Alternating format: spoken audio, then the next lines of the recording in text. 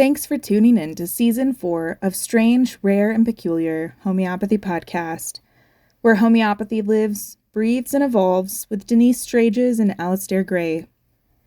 We'll be exploring modern practice, research, and philosophy, from Hahnemann's radical insights to today's breakthroughs and discoveries. Get ready for homeopathy woes, feedback from pros, and the more you knows.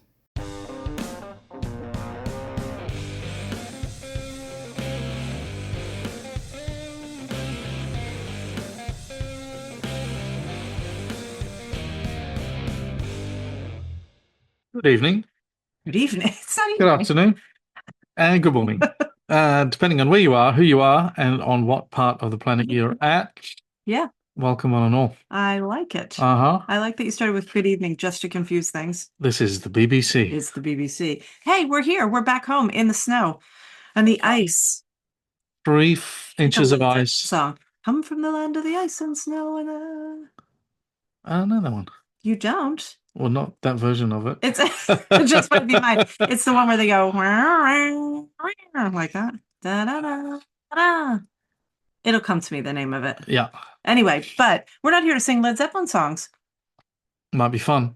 Let's sing autoimmune songs. That's what we're here to talk about, autoimmunity and homeopathy. Oh. It's interesting because we have been talking about all these different like parts of the homeopathy world and, kind of what it really means to, the minute we start recording, there it is. If you're watching this on a video platform, you will see that there's a cat that is Sir Isaac Not Newton. a cat, it's a giant beast. He is, in fact, here, come here, you. Let's get, I dropped my organ on, but this is our big one. Big boy. That's a big boy. Hello, big boy. So we were thinking about what are some of the topics that are, why are you laughing? Because that's funny. What's funny? Oh, Just, the cat. Yeah. We were thinking about what are some of the topics that are really important for us as practitioners, as educators, for you as consumers or practitioners. Public health challenges. These are the big challenges, and the thing that really hits home for me is that Hahnemann understood this idea of autoimmunity so clearly almost 200 years ago. 200, let's say 160 years before the term was invented. Yeah. The term autoimmunity was invented in the 1970s. Because it was believed that up until that point, it was believed that the human body would not attack itself. In other words, that there was always a striving for life. So there would be, based on homeostasis, that the organism is always, working toward life. And then somebody was doing a study on thyroid disease and found, oh no, sorry. If you're watching, You got the cat butt. the cat butt. Get that. Oh, buddy. Don't do that. And your little testicles. And so there were the missing ones. There was a study on how and on thyroid disease anyway, and it turned out that it was the destruction of the thyroid, Hashimoto's thyroiditis, and that was the beginning of the conversation around autoimmunity. The term was autotoxicology. So in other words, a body could become, in some ways toxic to itself. Yeah. And so the way that it's, sort of understood in just casual parlance is the body is attacking itself. It's turning on itself, whatever. And I mean, I suppose at the meta level, that's what's happening. But Hahnemann describes it in a way that I think makes a lot of sense. Huh. Yeah, and so we thought we would just kind of address that and put it into the context of homeopathy. And the reason is because it's at the AHE program, it's 4 semesters. So 3 semesters are equal to what it takes to graduate from a regular accredited program and get certified. And we've got this 4th semester that all of our enrolled students do, but is available to other people. It's at the postgrad level. And the idea is that there's this suite of information that, I don't know, I would find it really hard to be successful in practice without. So we kind of slapped it on the end. Anyway, and so the reason I'm saying this is because the way the curriculum rolls out is that semester 2 and semester 4 are often playing at the same time. And there's this overlap. And it's kind of brilliant as a teacher because and it's not intentional, it just works out this way. But I don't know if you find this, but I find for my curriculum, I teach the foundations of chronic disease theory and miasms and autoimmunity. And then you're kind of working in with long-term case management and all of the complications around that. Complicated cases, difficult people, tough situations, Yeah. multi-miasmatic situations. Yeah. Oh, contemporary dramas in practice. Totally. And so what I love about studying the miasms at the same time as this is that it's like as a teacher, you're constantly studying, which for academic nerds is really fun. But it means that we're constantly looking at phenomena in relationship to each other, So for example, in the past 2 weeks, I taught Introduction to Chronic Diseases. I taught the psoric miasm and the remedy psorinum. And then I'm also working through the complex case management things. I actually taught the class on eating disorders last week, which I recently saw. Maybe it was within the last year. It's a good class. Do you think so? It's a great class. Yeah. What struck you about it? Just curious. You knew what you were talking about. Oh. Sorry, but if you're a student coming, there's a vote of confidence for you. But it's interesting because it's people. I saw. I'm going to get the tea. Oh, keep going. You're going to leave me here to just talk to the aluminium box. Eating disorders. Yeah, Al's going to get a cup of tea. He's going to leave me here to talk about it. But anyway, recently, or within the last year, I saw. I got an email with an offer for a class. What are the top 5 remedies for eating disorders? And I was like, oh my goodness, because it's such a complex subject, because it's not just anorexia and bulimia. It's not, there are so many things there, and it intersects with so many other pathologies. For example, right now, since the topic for today is autoimmunity, one of the categories of suffering within autoimmunity, one of the named conditions would be PANS and PANDAS, pediatric autoimmune neuropsychiatric disorder, either with or without group A strep. And so kids, when one of the hallmark symptoms of a child who's to be diagnosed with PANS or PANDAS is food avoidance. They go from eating whatever an age-appropriate range of foods to nothing, or 2 foods, or being incredibly limited about foods. And that is referred to as ARFID, avoidant restrictive food intake disorder, which is just a spin on anorexia, which is basically, the restriction of calories. But there are a million questions as to why. And there's, then there are the ways that these things are hidden in cases. As a homeopath, you might see someone who on the surface, you're like, wow, I mean, look at their diet. So good. They eat so clean. And there is actually there's a syndrome that's referred to as the disease of eating clean. And that is orthorexia. So that's where someone is kind of limiting their food intake, but they have a very nice rationale for it, right? Shopping at the health food store and only eating organic, sprouted, whatever. But sometimes that's masking something else.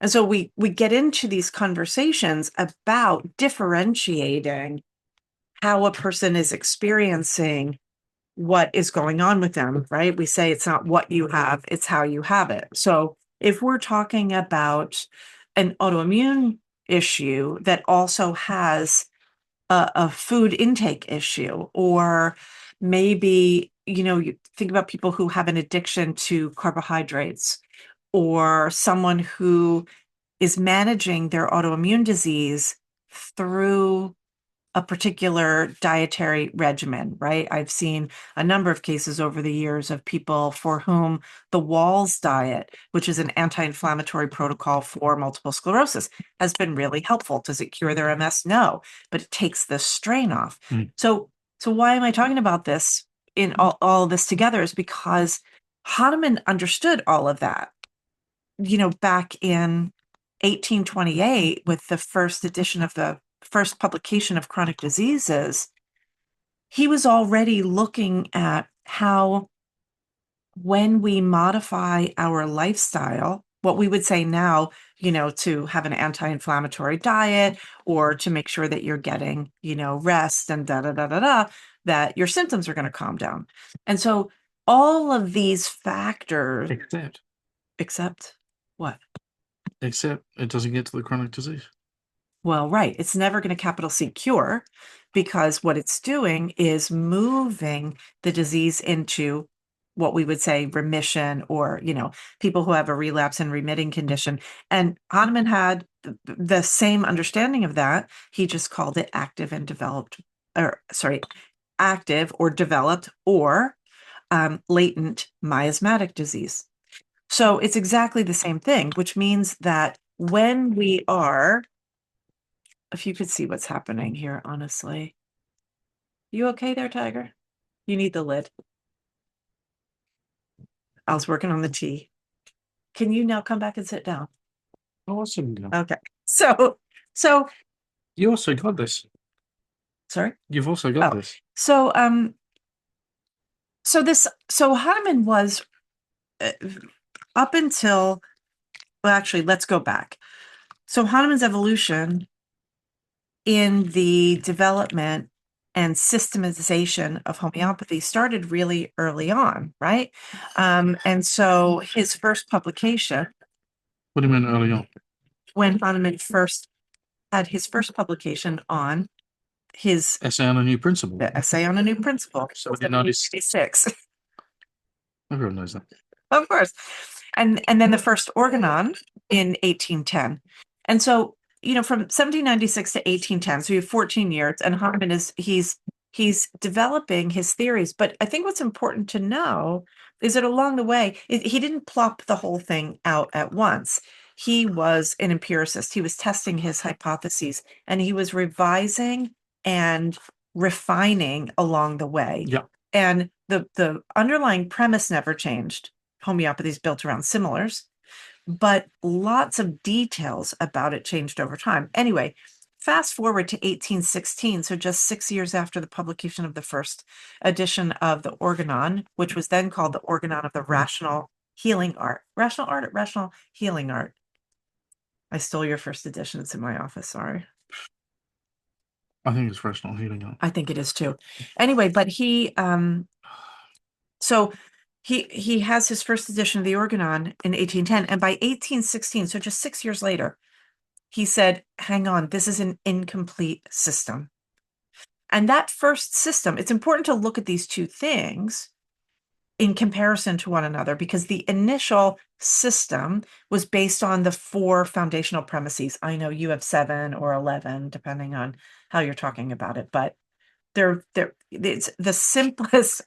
I'm preempting. I was going to say that. You weren't? No, I was going to say 6 years into his practice, what he does is 16 years into, in 1816. Yeah.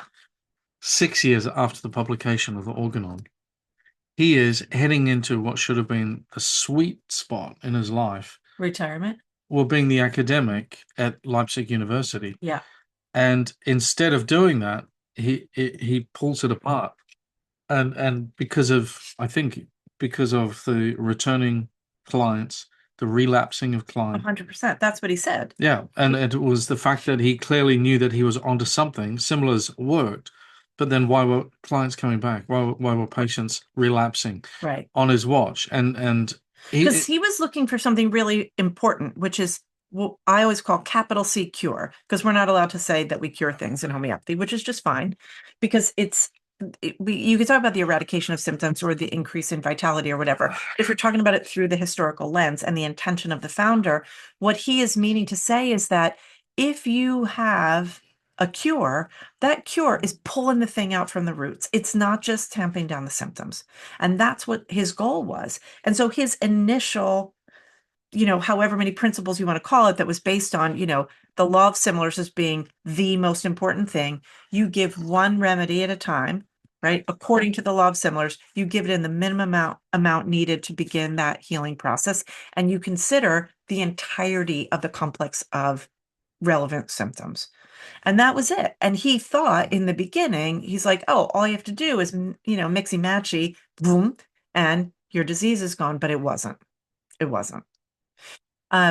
And so when people started to relapse, he had to really rethink it. And, as you said, he could have just been like, yeah, whatevs. He had a eureka moment, and I reckon in my screenplay he had it in the bath. You always say And that. then he comes downstairs. He imagine running down the stairs to Mrs. Hahnemann, bollock naked. Goes, honey, I've worked it out. I've finally worked out. And she says, what, honey? No, she said, you're dripping on the floor. You're dripping on the floor and on my carpet. 9. He says, I've worked it out. There's only 3 diseases. There's only 3 diseases on the planet. And that every condition, every symptom, every named disease that you might have is a manifestation of one of those 3 diseases. Correct? And she was like, get back in the tub. I got work to do. I mean, seriously, He said, would you like chicken tonight? with your watered down ale.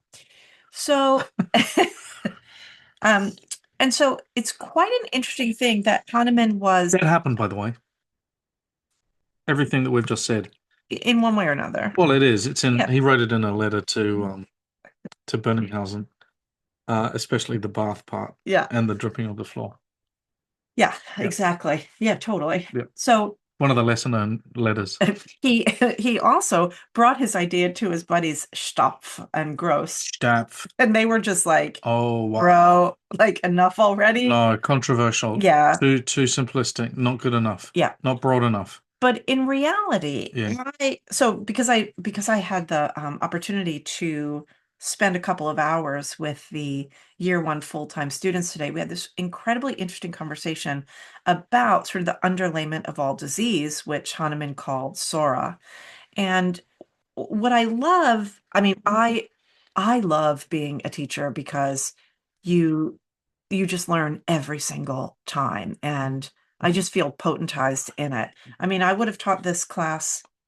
Well, we've run 32 cohorts. So I would have taught it 50 to 60 times, considering all the other times I've taught it outside of AHE. Mm. And still I'm learning from it. And you learn from the students. Like I remember last year when I was teaching the year 1 folks who are now in year 2 of full-time, Nicole Henry was amazing because she made this connection. When we first started the lecture, she asked a question about, because we can't get into all the little details, but she made a connection between sort of turning genes off and on, which got us into this whole conversation. So close. Right? Yeah. And how it's all about our susceptibility and how we get sick and how we cure. Anyway, so this, it's kind of a long runway just to say that when you're going to talk about autoimmune disease, it is part and parcel of it's a big understanding. It's a heavy lift. And there are things you do and things you don't do. And I think that, whenever we see a case, I think most homeopaths will agree. In fact, I'd be hard pressed to meet a homeopath who wouldn't agree that if you get a case that's been, Hahnemann would have said, bungled with, where people have just given a whole bunch of remedies and your case isn't clear because a person with a developed autoimmune disease may have a low vitality. Therefore, they're not, the ability to put out really clear symptoms might be difficult at best. Mm-hmm. But when you get a clean case, understanding what is happening in the body and understanding what miasms are really about, what the underlayment of disease is about, and how Hahnemann understood that, it's a game changer. In fact, that's what I'm speaking about at the Join American Homeopathy Conference coming up in April. And if I could get my act together to get them the description of my talk, because it's been building on things I've been teaching over the years, focus on pans and pandas and the comparison between acute infectious diseases and long-term chronic diseases, and how we use the principles in homeopathy to solve those problems, which is really different than some of the things that some of the reasons I can't use Facebook, because of all of the people saying, and I gave this remedy and now they're cured. And they're a first-year student who's never had any clinical training. I'm like, it doesn't work that way. Did you hear out of India this week? What? A movement within the Indian government to make it illegal and to prosecute people that make Facebook homeopathic prescriptions. Just saying. I mean, it is so important. It is so. Where are you heading to on this? So I thought I was going to start with acute chronic disease, but I want to start with aphorism 80 and 81. And so if we... Two favorites. What did you say? Two favorites. Two favorites, of course. And so one of the things that, I'm not going to read them. I would love to lay you down in Bella Freud style and say, why not? What are you wearing? I'll do it. Why? You can't. I'll read 80. No, but 80 has too many things. Actually, if you just read the end of it from Sora. Aphorism 80 from the Organon of the Medical Art.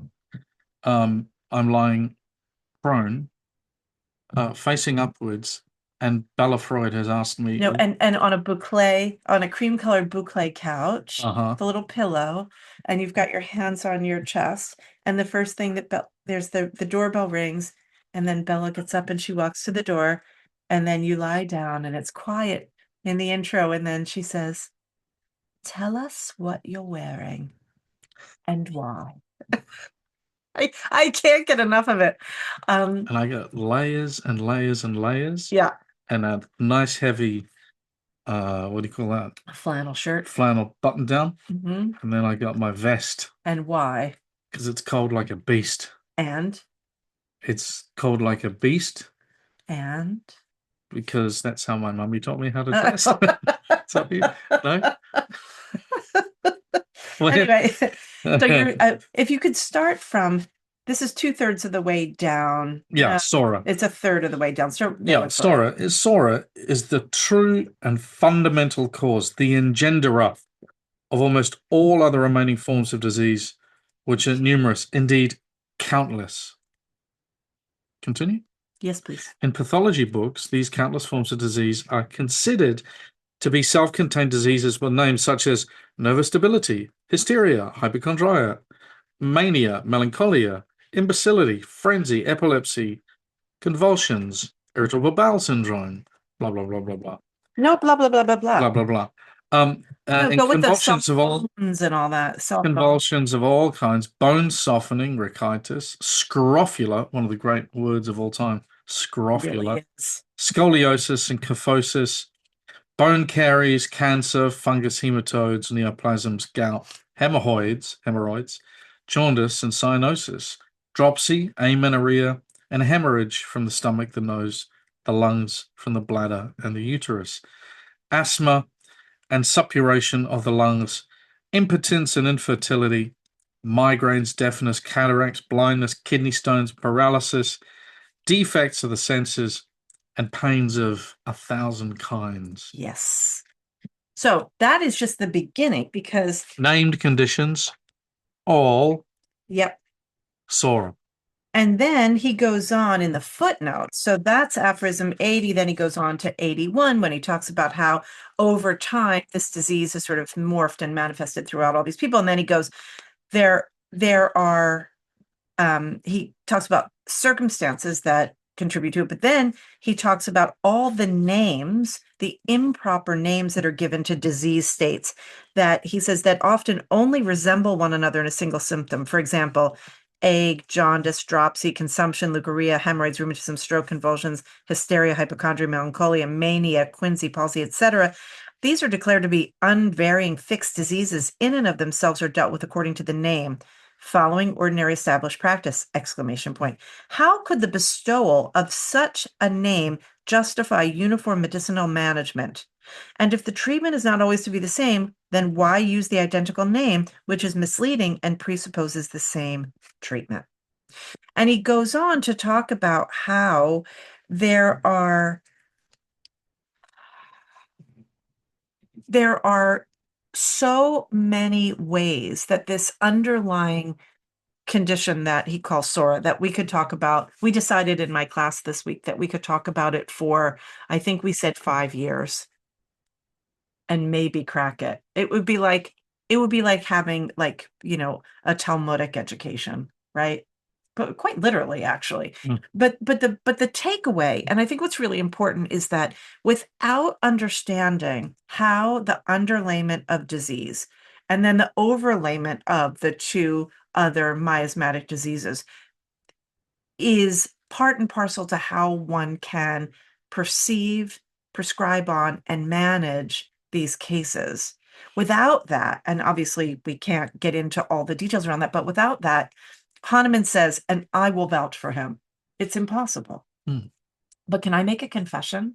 I've made this confession to some of the students, but I'm going to make it publicly. Okay. So because the term miasm has been used in so many different ways, and it means something really specific to Hahnemann. He could have chosen any word. He chose the word that has to do with the way that the sort of bad air, that the pollutants were rising up from swamps, from rotting material and so forth, because Hahnemann was a medical alchemist. And as such, he was looking at the ways in which there had to be substances that, when prepared according to his exacting principles, were going to put life back into an organism otherwise losing life. There is this sort of idea that's rooted in the carbon cycle that is, if you want to know more, you got to take the class, but because it's just too much to get into here, but Swamp. The swamp, yeah. Mm-hmm. Emanations from the swamp. Yeah. So he understood that there were within that sort of putrid air, or there were little, at the time they called them animalcules, that there were these invisible infectious things in the air that could make a person sick, right? Hahnemann talked about social distancing in his it's in Lesser Writings. It's called On Epidemics, where he says, if you're walking past a house where people are sick, go on the other side of the street, burn the bedding after a person who is sick slept on it, make sure that the clothing is washed, air it out, right? He understood the sort of infectious principles. But the term miasma, it has, you have to look at why, in the time that he lived, with the definitions that were around it and the access he had to all of the languages, why he would choose that. And it has to do with a very particular idea around spontaneous generation of life. So, he still meant it was an infectious agent. He sure did. Yeah. Yeah. But it's also part and parcel of a larger cycle, because you think about, in chronic diseases, what was the main constituent in the remedies that were in the first tranche of new remedies introduced at that point? In the mid 1800s, in the mid 1815. No, in between 1816 and 1828, he dropped. They're not all minerals, but the first drop is 2/3 carbons. Yeah. Yeah. And so carbon life cycle, right? He's looking at, and then he starts burning things, burning it down to carbon. I even have this. Sorry, this is just an aside. This is from Aphorism 267, just talking about Hahnemann burning things. And he says, strong enough for a sponge to burn in it. Isn't that so interesting? Spongia fusta being a roasted sea sponge that was used by this, I think it was in the 14th century, this alchemist called Arnauld of Villanova, who used it for treatment of goiter. So he was an alchemist. And anyway, but coming back to where we were, right? So anyway, all of the possibilities around the definition of SORA, it's a gigantic conversation. We're not doing it any justice, but my confession is this. My confession is that I was teaching at this school where students were taught all kinds of craziness around miasms. Well, you have to give the noso to clear the miasm. And I was like, read the footnote to 56. No, calamity, all the business, right? But there is this mistaken idea that a miasm is simply an infectious disease, and some people say that has been suppressed, and therefore you have to, quote unquote, clear the miasm. That is just not true. And that's not how Hahnemann understood how he was instructing us to treat it. And if you go that way, I mean, he says only calamity will result. Okay, there's calamity, but also, like, Hahnemann tried it. People say, oh, Hahnemann opened his cases with sulfur. Well, to clear the psora. Yeah, he tried it and he said, well, that didn't work, And so I think when we start to understand and really get into what it means to have a developed miasmatic disease, which is developed psora equals autoimmunity. I love how Jeremy Sher talks about this with the FARC miasm. I wish he didn't say miasm, because I think it confuses people. Like, we know what he means by it, but it's for students. I think it gets a little harder. But the FARC idea is, fungi, AIDS, radioactivity, and cancer. In other words, it's this recognition that when you're talking about the principle of similars, only a remedy that brings on or has the potential to bring on something can cure that same thing. And he talks about FARC as being sort of not just developed psora, but it's the psora that is developed and then flowers. And that that just speaks to me so clearly about the complexity of what we're working with, right? And and then Hahnemann talks about in aphorism 171. Oh my gosh, it's so much easier to do this with the book and not multiple consultations. In chronic diseases that are not venereal, therefore most usually arising from psora, one often needs to employ several anti-psoric remedies in succession, not at the same time, and not just one after the other. He says in succession to bring about a cure, each to be homeopathically selected in accordance with the result of an examination of the group of symptoms that remain after the previous means has completed its action. So key. So when we're talking about autoimmune disease, right, we're talking about these incredibly complex diseases that are they are developed psora, and they can be mixed in with other miasms, and it really requires a skilled practitioner who can pick that apart, right? And so I don't know, I just think it's important for us to think about sort of what lays underneath this. We had a meeting right before recording the podcast, and we were talking about our practitioner review committee, right? Because we've got this helpline, Homeopathy Help Now. If you've never used HHN, please do. It's a not-for-profit, and we've got incredibly trained people who are seeing acute cases, and also we have people who are taking chronic cases, whether it's students in supervision or our graduates. But here's the thing, it kind of goes with what I was just saying, is that we implemented a PRC, a practitioner review committee, the only one that I've heard of in homeopathy. If there is another one, please let us know, because I'd love to compare notes on what you're doing to sort of assess. But because of the sort of, let's just call them idiosyncrasies in the profession of homeopathy, and because, we can't rely on somebody who says they graduated from a homeopathy school, because you could graduate from a homeopathy school that calls themselves accredited, but they're not accredited by an accrediting body that knows homeopathy, and then therefore doesn't require the clinical training and all the things, right? The CHC, which had been our beacon for decades, dropped the accredited school requirement a couple of years ago. So it's like, until the NAHI thing catches up, and we've got practitioners that have been vetted for their capacity, we had to start one. We've got, our PRC has 2 medical doctors, a naturopath, a nurse practitioner, and a professional homeopath.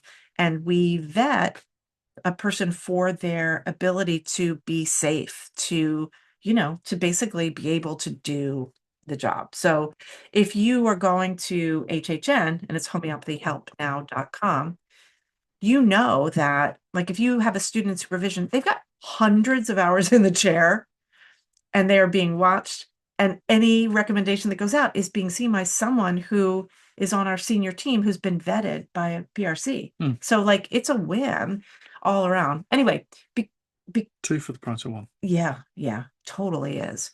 And the reason I'm saying this though is because I think people get kind of stuck. Like autoimmunity is really tough, and you can manage a lot of things with diet and lifestyle. I think that's really a key. But people who are working with complex autoimmunity, I mean, it's hard work. And some of these cases, like we have this channel on our internal communications. We use Slack, which is a productivity app, and we have a channel called Case Triumphs for our graduates, our alumni, and our faculty. And one of our graduates, she graduated. We didn't get her permission to say this, so I won't use her name, but maybe 2 years ago, I'm gonna say maybe three. 3 years ago, and she had a pandas case that she said, quote unquote, graduated after 18 months of care. That is amazing. I mean, she's an amazing practitioner. She's a pandas mom. She knows this. She knows from what she's talking about. And notice that she didn't declare, that person is healed after like a remedy. I'm so great. No, she worked systematically, understanding chronic diseases, really knowing what to do. And 18 months later is able to say that case is, that kid is well, has graduated to another level of, of vitality or whatever. Yeah. I don't know. So it's amazing. It is. It is. She's amazing. Draw a link for me. I want to know, because you made a statement before. You said autoimmunity has developed SORA. Yeah. And is there anything else you can say about it to link those two concepts separated by 150 years? Yeah. I mean, so I think it's interesting because Hahnemann, let me think about how to start this to make it succinct. Okay, so we'll start with this. There are two ways that this sort of miasmatic disease we all have. SORA is a part of all of us, for a variety of reasons, but it's the underlayment, right? And from that kind of other things come, and it can either be dormant or latent, or it can be active. And when it's active, I sort of came to this realization writing a conference presentation several years ago. When did it was like 2017. What's that? When we did that, we did a whole series on autoimmunity.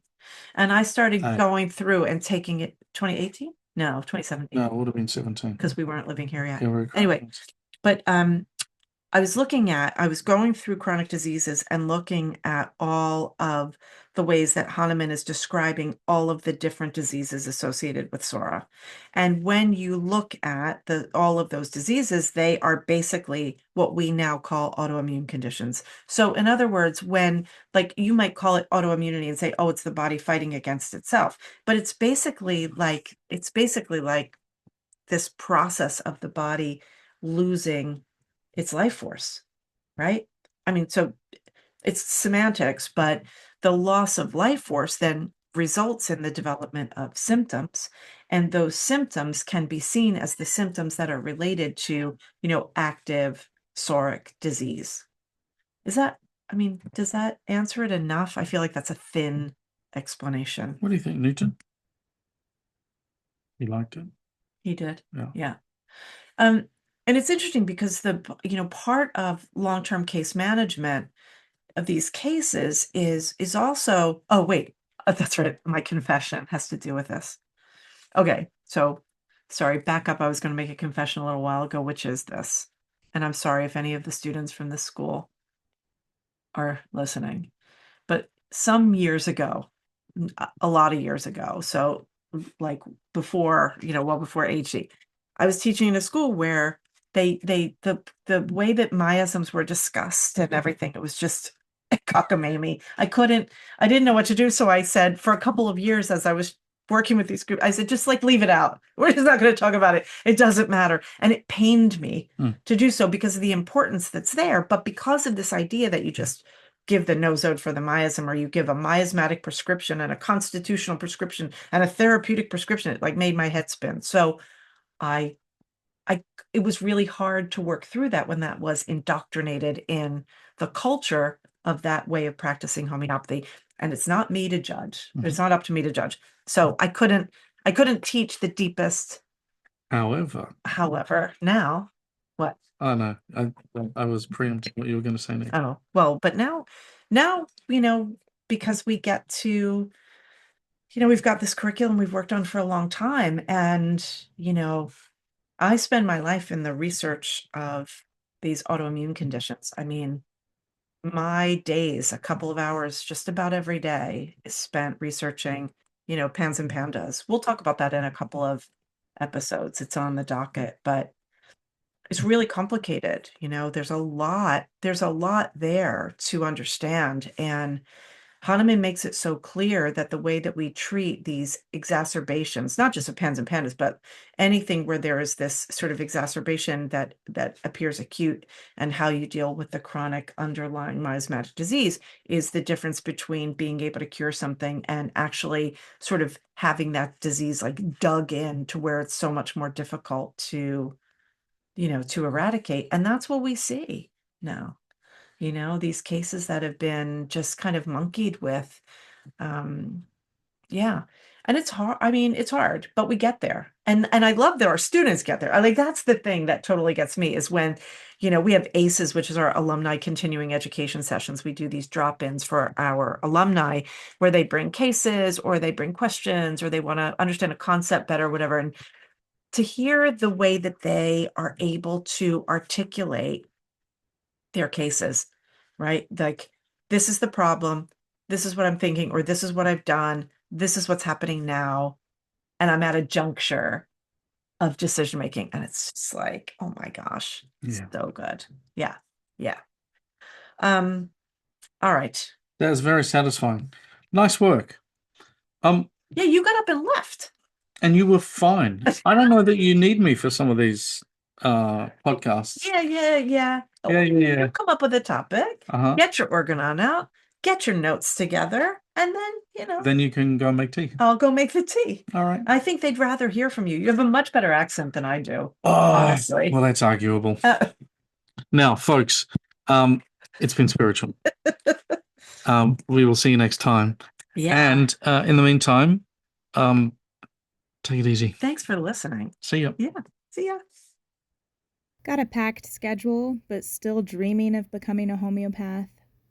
AHE's part-time professional program brings real-time classes, live clinical training, and a full professional curriculum, all 100% online. It's rigorous. It's legit. And yes, it's built for people who have jobs, kids, lives, and a whole lot of ambition. Start your journey to licensure without hitting pause on your life. Visit ahe.online and take the first step.